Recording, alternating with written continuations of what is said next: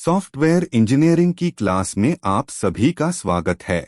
आज की क्लास में हम सॉफ्टवेयर रिक्वायरमेंट स्पेसिफिकेशन के बारे में पढ़ेंगे।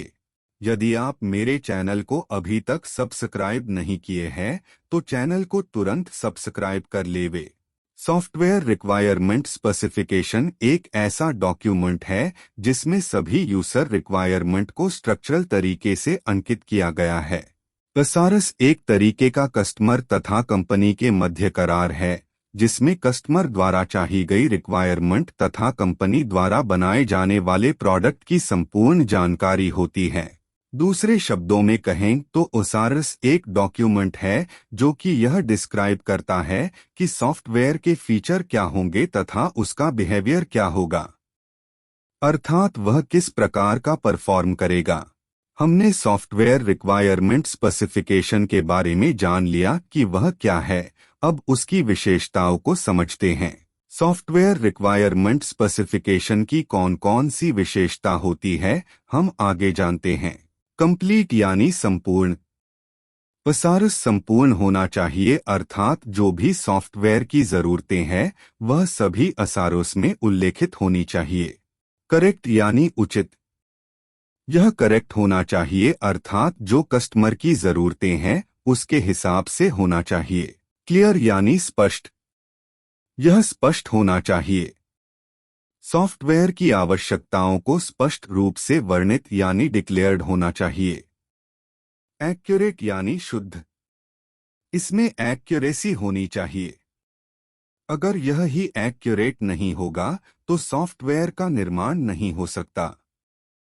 कॉन्सिस्टेंट यानी निरंतर। इसको शुरुआत से लेकर अंत तक कॉन्सिस्टेंट होना चाहिए जिससे कि यूजर आसानी से रिक्वायरमेंट्स को समझ सकें। और कॉन्सिस्टेंसी तभी प्राप्त की जा सकती है जब दो रिक्वायरमेंट्स के मध्य कोई विरोधाभास ना हो। वेरिफाइएबल यानी सत्यापनीय। यह सत्यापन योग्य होना चाहिए।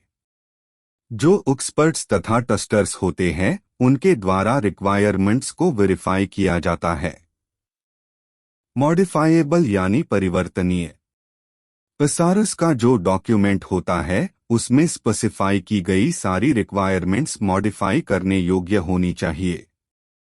यह तभी हो सकता है जब ओसारस का स्ट्रक्चर संतुलित हो।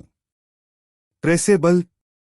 यह ट्रेसेबल होना चाहिए, अर्थात इसमें प्रत्येक रिक्वायरमेंट अलग अलग प्रकार से आइडेंटिफाई होनी चाहिए। प्रत्येक रिक्वायरमेंट की अपनी अलग एक पहचान होनी चाहिए। टेस्टेबल यानी परीक्षण योग्य।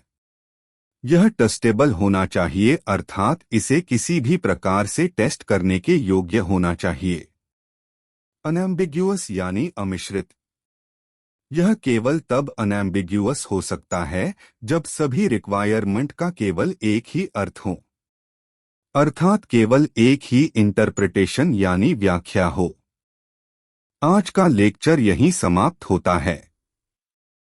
छात्रों, मुझे उम्मीद है मेरा यह लेक्चर आपको समझ में आ गया होगा। यदि ओसारस से संबंधित कोई प्रश्न हो तो कमेंट्स में कमेंट करके पूछ सकते हैं।